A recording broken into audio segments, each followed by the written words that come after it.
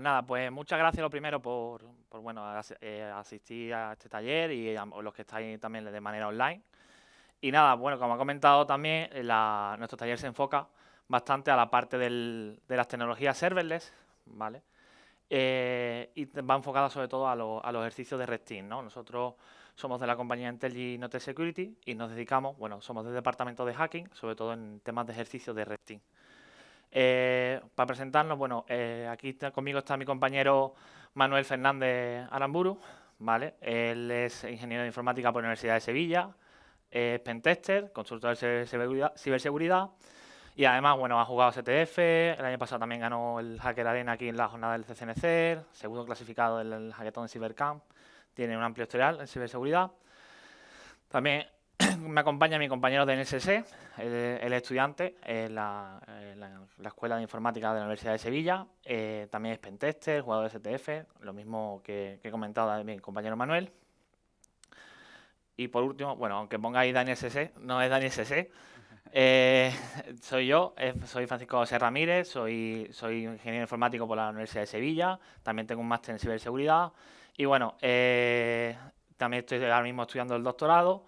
Soy pentester y consultor de seguridad en la empresa de Innote Security y además cuento con 6 años de experiencia auditando sistemas de entornos IT y OT, ¿vale? Y ya después de presentarnos, ¿vale? Vamos a empezar un poco explicando qué es la tecnología serverless, ¿vale? La tecnología serverless al final es una herramienta que nos ofrecen los sistemas o los servicios de cloud, ¿vale? Que también se conocen como sistemas FAS, ¿vale? Donde solamente tenemos la distribución o tenemos la parte de uso de la tecnología para desplegarlo directamente. No tenemos que preocuparnos, pues bueno, de si existe un servidor detrás y demás. Por eso esta tecnología, serverless, si hacemos la traducción, al final es sin servidor, pero no es realmente que no exista un servidor detrás, sí existe. Lo que pasa es que nosotros no lo vamos a gestionar de esa manera a la hora de desplegar nuestras herramientas. Entonces, lo único que hacemos es desplegamos nuestras aplicaciones en unos contenedores que ya existen en los entornos cloud, ¿vale? Y esto nos va a permitir desarrollar mucho más fácilmente nuestras aplicaciones, ¿vale?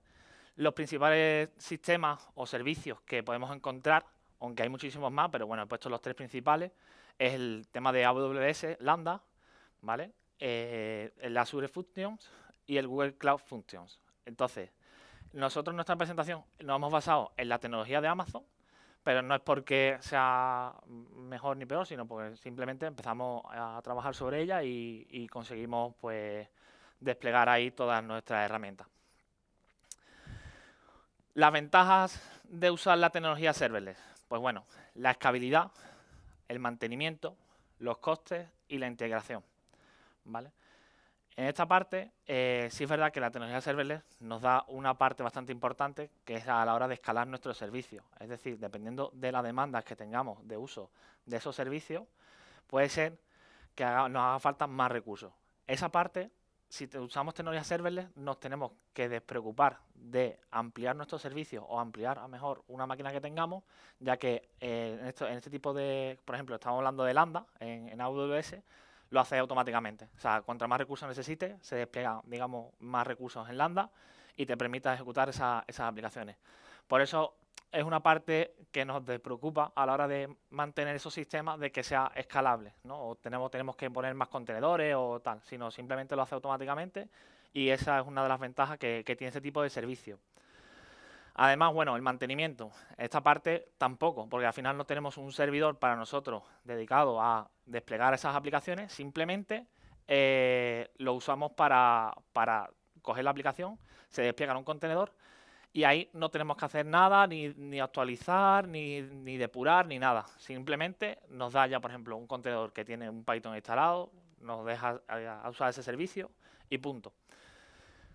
Otra de las ventajas bastante importantes es el nivel de costes. Al final, tener un servidor dedicado para una aplicación o mejor pequeña puede suponer mucho coste. En este caso, si usamos Lambda, solamente vamos a pagar el servicio que nos hace falta para esa aplicación, ¿no? Entonces, en este caso, si veis la gráfica que he mostrado a la derecha, dice de la línea roja los costes en Lambda.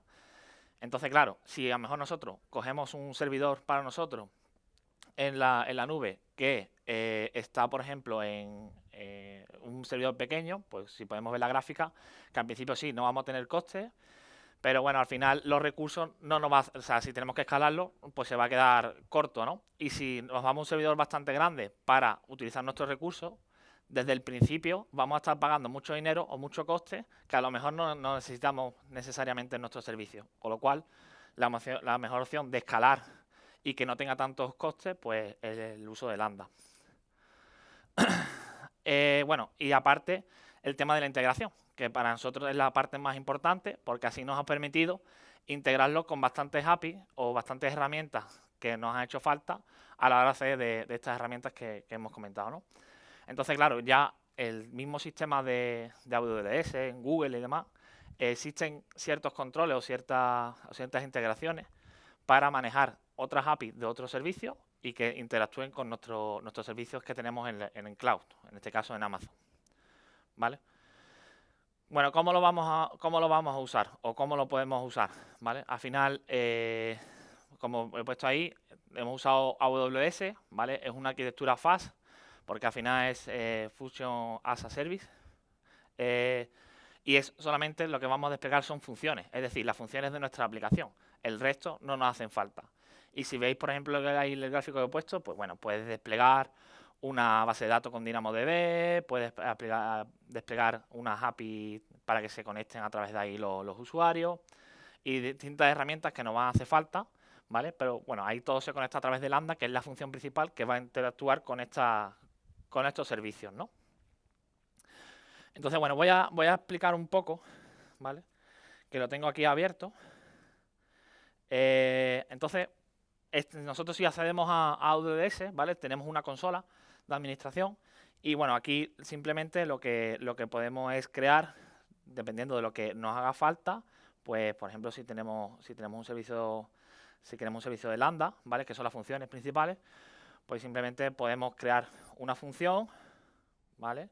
Y en estas funciones, pues al final, ¿vale? Si creo una función, bueno, voy a poner prueba.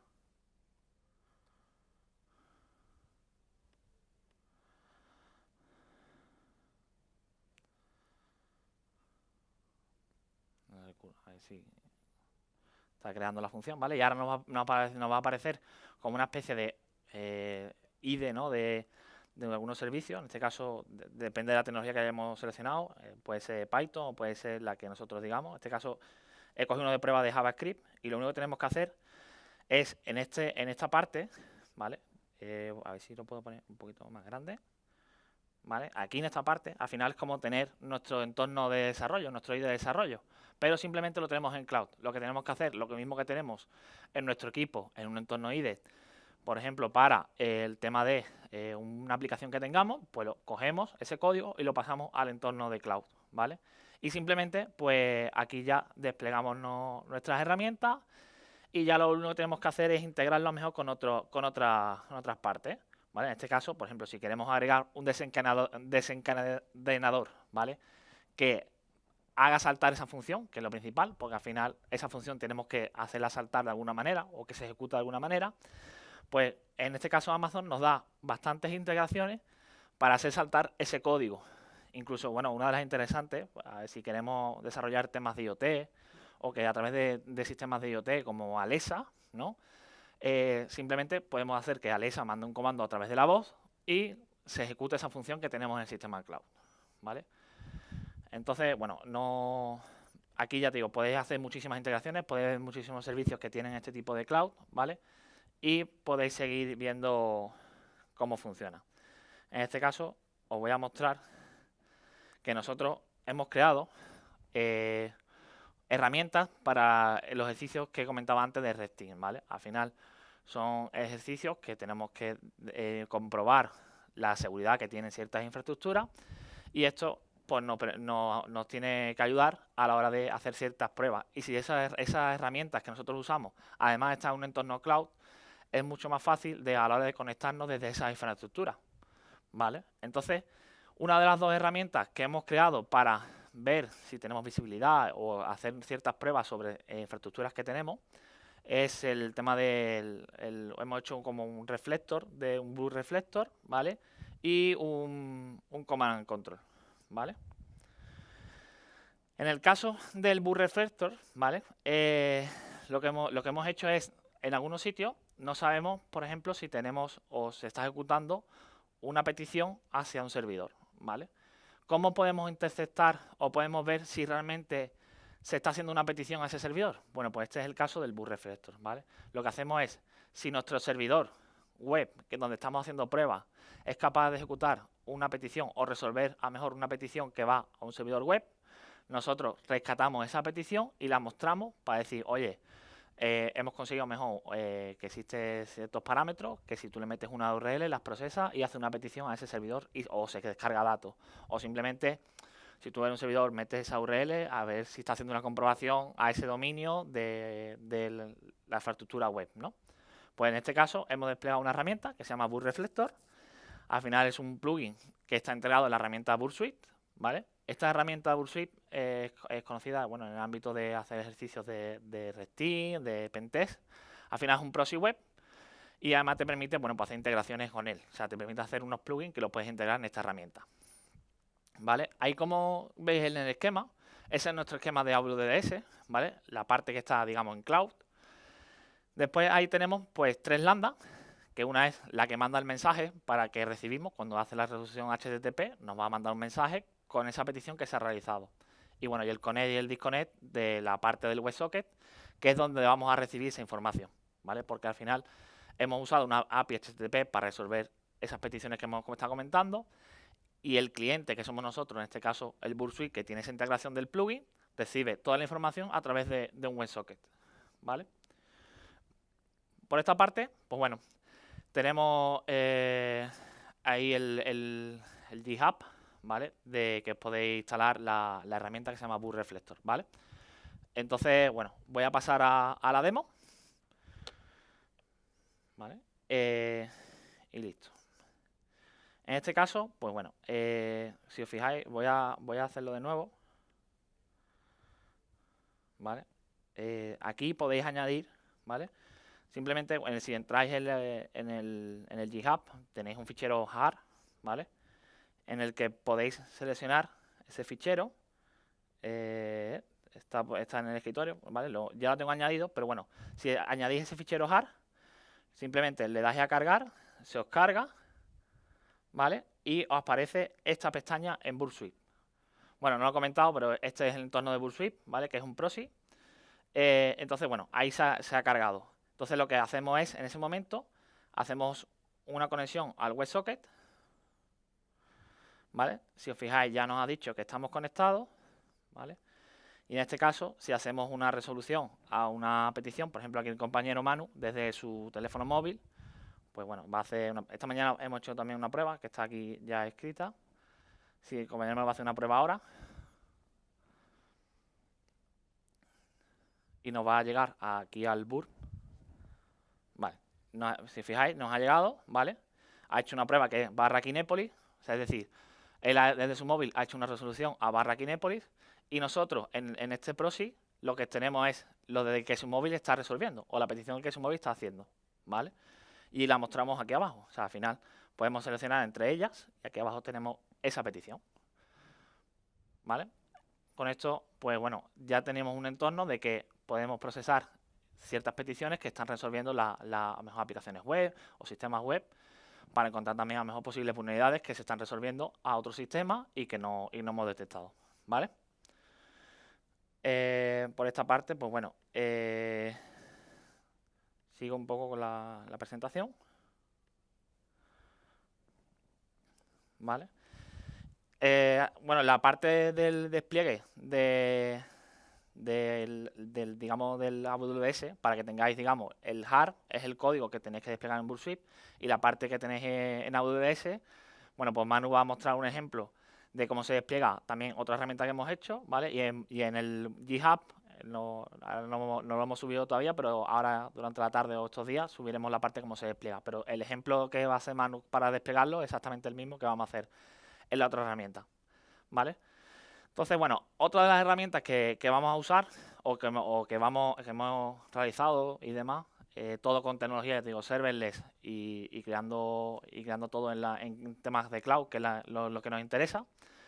Hemos creado, bueno, pues dos clientes, ¿vale? Que se ejecutan y se conectan a un servidor remoto. Al final esto pues se llama un command control, ¿vale? Tengo un cliente que lo que va a hacer es ejecutar los comandos que un controller que está en el entorno cloud va a ejecutar. Y con esto se conecta a través de temas de WebSocket y resuelve esas peticiones de comandos y demás para hacer ciertas pruebas.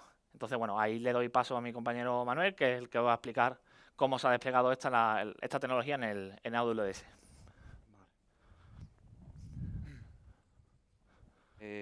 Vale, pues como comentaba mi compañero Paco, al final lo que se ha desarrollado es un command and control que, como casi todos, pues lo que se basa es en un máster, un maestro, y una serie de clientes que se despliegan en alguna máquina vulnerada de la organización en la que se ha hecho el test de intrusión, ¿vale? Nosotros hemos desarrollado los clientes en .NET y en PowerShell, ¿vale? Porque la mayoría de los sistemas que nos interesan son Windows, ¿no? Vale, y como comentaba Paco, se ha desarrollado en AWS y lo que se hace uso es de una API Gateway que lo que hace es que mediante WebSockets los clientes se conectan a la infraestructura, ¿no? Y el máster, a su vez, también utiliza WebSockets para conectarse. Entonces, hay una serie de funciones lambda, la típica connect, ¿no? Disconnect, para gestionar las conexiones de los WebSockets. Después, sendMessage, que se ocupa de transmitir mensajes entre cliente y el máster. Y, por ejemplo, otra función que hay es getClients, y hay alguna más aquí que no aparece en el dibujo, ¿no? Y todo eso por detrás hace uso de DynamoDB, que es la base de datos de AWS. Pues ahí se guardan ciertas cosas de los clientes, como por ejemplo los clientes que están conectados, los entornos que se han desplegado, porque se pueden desplegar varios entornos, y ese es un poco el diseño, ¿no? Vale. Necesitamos una cuenta de AWS, ¿no? Que tenemos en AWS hay un free tier que incluye, o sea, es muy amplio, y para este tipo de herramientas, pues digamos que es casi, o sea, que va a salir gratuito, que no va a tener ningún coste. Y bueno, hay que generar un par de claves de autenticación para desplegar la herramienta, que luego lo veremos, ¿no? Bueno, aquí tenéis la URL a la que podéis acceder, ¿vale? Y por poner un ejemplo de el consumo del free tier que hemos hecho estos días, ¿no? Hemos gastado, lo que más se ha utilizado es las invocaciones a Lambda, que el tema es que hemos montado un proxy socks y todos, para tunelizar a través de los clientes, y todo el tráfico TCP se encapsula en los WebSockets hacia los clientes, ¿no? Y eso hace bastantes peticiones, pero hemos hecho pues pruebas de estrés grandes, de retransmitiendo vídeos de YouTube y con RDP, y en total se han hecho, pone aquí, 189.000 invocaciones, ¿no? Y al final tenemos el free tier, son 1 millón de invocaciones. Y luego, si nos pasáramos, por cada millón de invocaciones, cuesta 20 céntimos. O sea, un precio muy bajo, y teniendo en cuenta que hemos hecho pruebas grandes de estrés, ¿no? Vale, la herramienta la podéis encontrar en esta URL de GitHub, ¿vale? Y para desplegarlo simplemente tenéis que clonar el repositorio. Está aquí. Luego tenéis que entrar en el directorio, instalar los requerimientos, que son 3 o 4 librerías que hacen falta, de una es Prompt Toolkit y la librería Request y alguna más. Y después ya podéis ejecutar digamos, el C2, ¿no? El master, que se llama WSC2, ¿vale? Si ejecutáis --help, pues os mostrará un poco pues los comandos que tiene, ¿no? El primer comando que lo podemos dividir en varias partes, ¿no? Por ejemplo, deploy. En deploy sería para desplegar un entorno en AWS. Lo que hace es pues crear todas las lambdas, todo el DynamoDB y el API Gateway para poder funcionar. Te crea todos los servicios y los deja funcionales, ¿no? Y eso, bueno, y devuelve una URL de conexión que se guardan en un archivo de configuración local. Es decir, tú cuando haces un deploy, en este caso, por ejemplo, aquí sería para cómo hacer un deploy, ¿no? wsc2.py --deploy, le tienes que indicar el nombre del deploy. Si no pones el emp name, ¿no? Sería default. Pero bueno, si le quieres poner un nombre, pues se lo indicas, ¿vale? Y esto, una vez que lo ejecutas, te pediría el ID de AWS y la clave, ¿vale? Y una vez que lo introduces, pues aquí vemos, se te crean todos los, pues el DynamoDB, el API Gateway, todas las funciones Lambda que utiliza, y finalmente devuelve una URL que es donde se conectan los WebSockets, donde se van a conectar tanto el máster como los clientes, ¿vale? Y bueno, te dice al final que lo puedes ejecutar con Python 3, WSC2, -c, que es o --connect, ¿vale? Y el nombre del entorno, ¿vale? Esto lo que hace es que te descarga, o sea, cuando se crea, te crea un fichero de configuración local, un JSON, donde están todos los entornos que tú has desplegado, ¿no? Entonces, por ejemplo, para que se conecte el máster, se tiene que indicar una contraseña que, bueno, se la descarga en local y que es simplemente para que los clientes no puedan ejecutar acciones como si fueran máster, ¿no? Vale. Después tenemos otras opciones, que es, por ejemplo, el sync, --sync, que es si, por ejemplo, te has cambiado de equipo y quieres obtener de tu cuenta de AWS todos los entornos que están desplegados, ¿no? Pues haces un sync y se descargan en local, ese JSON que hemos visto, se descarga en local. Otra opción es el connect, que estará más para adelante, ¿vale? Sería indicarle connect, a qué entorno te quieres conectar, y desde el fichero JSON local, que está sincronizado, pues ya coge la URL, la master password, y se conectaría ya al C2, ¿no? A la gestión. Una vez que, bueno, queda uno de los comandos, que es --remove, que es por si quieres borrar todo el entorno que has desplegado, ¿no? Pues sería --remove y --name, el entorno que tú quieras. Eso lo que hace es eliminar todas las lambdas que se han desplegado de ese entorno, elimina el DynamoDB, el API Gateway, etcétera, ¿vale? Vale, esto por aquí. Y ahora, una vez que ya nos hemos conectado con el comando --connect, tenemos una serie de comandos que podemos utilizar, ¿no? Una vez dentro. Estaría, bueno, típico help, que te muestra esto. Clients, que te mostraría todos los clientes que están conectados en ese momento. Load module, ya lo veremos más adelante, pero se pueden crear módulos y tú los puedes cargar y se cargan en los clientes que estén conectados. Hay que decir que es bajo demanda, es decir, cuando un cliente necesita usarlo, entonces cuando se le envía el módulo. Si el cliente es de PowerShell, pues se le envía una función en PowerShell, y si es .NET, pues se le enviaría una DLL codificada en base 64 y el cliente lo cargaría. GenClient te genera un cliente con ya toda la configuración para conectarse a ese entorno, ¿vale? Sería GenClient, OutFile y el client name, ¿vale? Después tenemos la parte de comandos de los módulos, ¿vale? La parte de abajo, que por ejemplo sería la parte, bueno, tiene varios módulos precargados, ¿no? Uno de ellos es de SOCs, sería, por ejemplo, se puede crear un SOC con SOC 5 create, y bueno, ya luego lo comentará Dani el tema de los módulos. Y bueno, ya que está aquí, pues que comente un poquito él. Como han dicho mis compañeros, hemos desarrollado dos clientes, uno en PowerShell y otro en .NET. Empezamos con el de PowerShell, pero luego vimos que en las pruebas de estrés PowerShell no rendía tan bien como rendía .NET, pero como 1000 veces menos. Entonces tuvimos que cambiar. La instalación de ambos pues es básicamente idéntica. Bueno, clonamos el repositorio. Si es de PowerShell, tenemos la opción "-server" para indicar la ruta del servidor que se tiene que conectar, aunque si se ha generado, como ha dicho el compañero, con el método OneLiner, ya vendría integrado dentro del binario, por así decirlo, por lo que no haría falta configurar nada. Y luego en el de .NET, pues directamente se le pasa la ruta de lambda sin indicar ningún parámetro. El funcionamiento de los clientes es muy sencillo. Lo único que tiene que hacer es conectarse a un WebSocket y cuando le llegue una acción, pues realizarla. Aunque después esto es más complejo porque nuestra idea era hacer un cliente que fuese modular. Así que una vez desplegado tú pudieses seguir creando módulos y cargarlos dinámicamente.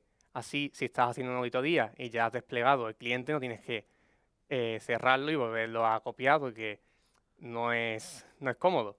Entonces, tenemos 3 servicios por defecto. El de kill, que lo único que hace es matar al cliente. El de chess module, que indica si un módulo ha sido cargado o no.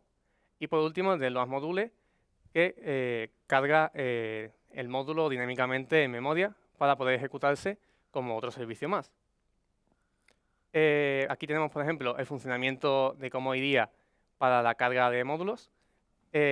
Aquí aquí el máster le ha indicado que quiere utilizar el servicio SOC 5 y el cliente le ha respondido que ese módulo todavía no ha sido cargado y que el tipo de cliente que es uno, que en este caso es .NET. Entonces, el máster le va a responder llamando al servicio de los modules con el código del módulo que quería utilizar. A esto el cliente le va a responder que todo ha ido bien o que ha fracasado la carga y ya el máster puede enviar otra vez el comando y ese módulo se va a ejecutar. Aquí podemos ver, vale, se ve más o menos bien, que todos los módulos tienen que implementar una clase compartida, ¿vale?, que se llama base module. Básicamente es una clase que tiene un constructor al que se le pasan parámetros que consideramos que son útiles para cualquier módulo, como la URL del servidor, el ID del máster que ha llamado a ese servicio, el WebSocket por el que puede mandar la respuesta y por último unas opciones de JSON para poner más bonito la respuesta. Además, todos tienen un método execute que es al que va a llamar el cliente cuando se llame el servicio con los parámetros que le ha indicado el máster. Bueno, aquí había indicado las cosas. El load module, pues básicamente lo que hace es que, como ha dicho el compañero, se le manda el DLL, en este caso de .NET, lo decodifica, lo carga dinámicamente, coge la referencia a la clase que se ha cargado y al método execute, que se supone que tiene que haber definido el módulo, y los guarda en memoria. Así, cuando se llame un servicio, se comprueba si existe, y si existe, se recoge esa información del diccionario donde lo hemos guardado, y simplemente pues se crea ese objeto y se llama a la clase execute. Hemos desarrollado 3 módulos. El módulo de shell, que básicamente ejecuta los comandos que le mande por PowerShell. Luego un módulo de screenshot, que hace una captura del escritorio del cliente y lo manda al máster. Y por último, un SOC 5, que básicamente es un proxy para poder acceder a los servicios a los que el cliente tenga visibilidad. Esto es muy útil, por ejemplo, cuando se hace una auditoría y quieres dejar un acceso a la red interna porque quieres comprobar a lo mejor si tienes visibilidad de una base de datos que está en producción y que es crítica, pues con esto pues podrías acceder a través de cliente y comprobar eso o lo que tú quisieras comprobar dentro de la red interna. El primer módulo, pues eso es muy sencillo. Simplemente se crea un proceso de PowerShell y le pasa los argumentos que son el comando que te ha mandado. Aquí tenemos un ejemplo de ejecutando un comando. El máster de ejecutar el comando psshell, se le abre una shell con la ruta y hemos ejecutado el comando did. Podemos ver que le manda la respuesta y bueno, aquí se ejecuta también un whoami.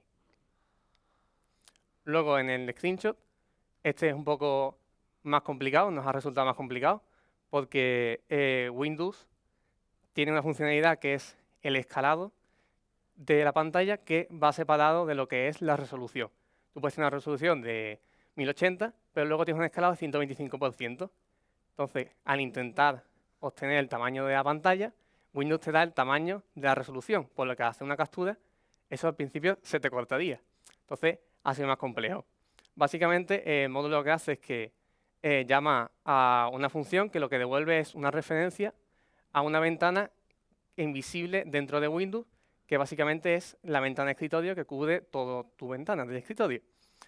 Luego se calcula el tamaño de esa ventana y como el tamaño de esa ventana coincide con el tamaño del escritorio, pues ya solo tenemos que hacer la captura indicándole ese tamaño. Aquí tuvimos un problema, como es una lambda y se mandaba en varios mensajes porque se fragmentaba la imagen, porque hay un límite de tamaño que se puede mandar por WebSocket, cada ejecución, bueno, cada mensaje no tiene por qué llegar en el mismo orden, porque pues en este caso Amazon no te asegura que 2 mensajes seguidos vayan a caer en el mismo contenedor. Entonces, los mensajes se pueden desordenar y se puede corromper la imagen. Y por ello tuvimos que hacer un algoritmo de ordenación de paquetes.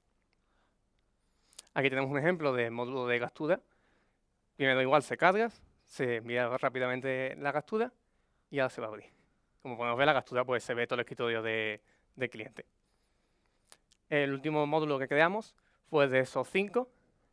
Básicamente, el máster ejecuta un comando y se abre un servicio en esa máquina. Ahora, cuando realice una conexión, se va a realizar una petición al cliente y el cliente va a conectar con el servicio que se le ha indicado y va a comunicarle al cliente, bueno, al máster, si ha sido OK o ha sido KO, es decir, si se ha podido conectar o no se ha podido conectar.